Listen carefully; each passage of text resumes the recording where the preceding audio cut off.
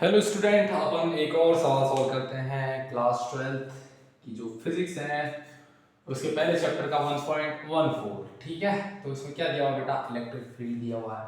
तो देखो, if E is equals to 3 into 10 की पावर 3 I cap न्यूटन पर coulomb, what is the flux through a square of 10 cm on a side whose plane is parallel to the YZ plane। ठीक है भाई, बनाते हैं। तो E कौन सी direction में दिया गया है, I डायरेक्शन में। लिखा है ना 3 into 10 की पावर 3 I कैप। ठीक है मेरे भाई, I ऐसे है, E ऐसे है, वैल्यू है 3 into 10 की पावर 3 न्यूटन पर कूलम्ब। ठीक है, E की वैल्यू दी गई है, फ्लक्स इसने पूछा है, और जो स्क्वायर है वो पैरेलल टू YZ प्लेन। अब देखो, YZ प्लेन में रखा हुआ तो उसका एरिया वेक्टर कौन सी डायरेक्शन में होगा, x एक्सिस में होगा ना, x डायरेक्शन में होगा। जो YZ प्लेन में रखा हुआ तो उसका एरिया वेक्टर कौन सी डायरेक्शन में होता है, जो तीसरी होती है, मतलब x डायरेक्शन में। तो इस तरीके से रखा गया है, 3D नहीं दिखा सकते ब्रो यहाँ पे, तो इस तरीके से। तो एरिया वेक्टर भी इधर है, उसका एरिया वेक्टर किस साइड, जिधर E है ना उधर ही उसका एरिया वेक्टर है। ठीक है ब्रो, तो E और A के बीच में कितना एंगल बन गया, 0 डिग्री। तो फॉर्मूला क्या होता है मेरे भाई, देखो, phi is equals to E dot dA, मतलब E dA cos थीटा, है ना। E की वैल्यू कितनी है, 3 into 10 की पावर 3, dA मतलब एरिया।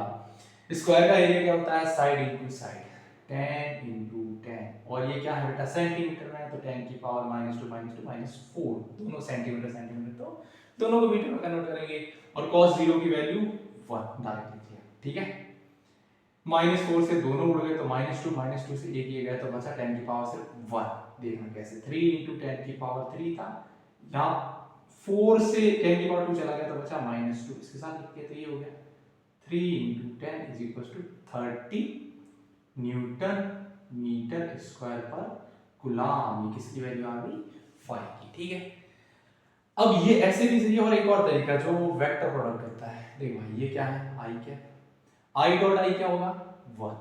ठीक है, तो 5 में E लिखा मैंने, 3 into 10 की पावर 3 आई कैप डॉट एरिया क्या है बेटा, YZ प्लेन का मतलब वो है x एक्सिस में। ठीक है, तो वो भी आई कैप में आएगा, तो लगभग कितना आ रहा था, 10 की पावर -2 आई कैप।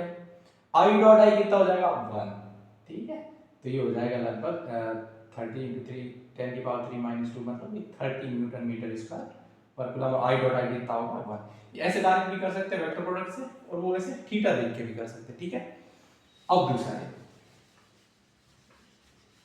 दूसरा क्या बोल रहा है, पार्ट तो ये हो गया, आंसर क्या आ गया बेटा, ए का 30 newton metre square per coulomb.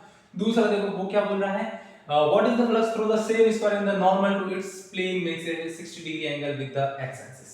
ठीक है, फिर से वो चीज, इलेक्ट्रिक फील्ड इधर, इस बार जो इसका एरिया वेक्टर है ना ब्रो, वो बना रहा है 60 डिग्री का एंगल किसके साथ, x एक्सिस के साथ, और E भी x एक्सिस पे ही है, I कैप दिया गया है, कितनी वैल्यू है, 3 into 10 की पावर 3 न्यूटन मीटर। ठीक है, अब एरिया वेक्टर थोड़ा सा टिल्ड कर दो, मतलब 60 डिग्री एंगल बनाएगा। इस तरीके से, ये एरिया वेक्टर, इसका एरिया वेक्टर ऐसे हो गया।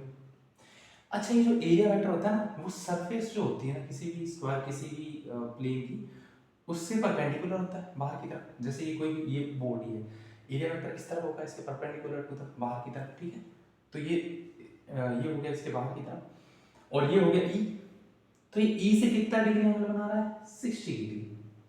ठीक है, फॉर्मूला क्या होता है, वो 60 डिग्री एंगल बनाना, और थीटा अपने को E और A के बीच का ही देखना है। ठीक है, तो फाई का फॉर्मूला E डॉट dA है ना, E dA cos थीटा।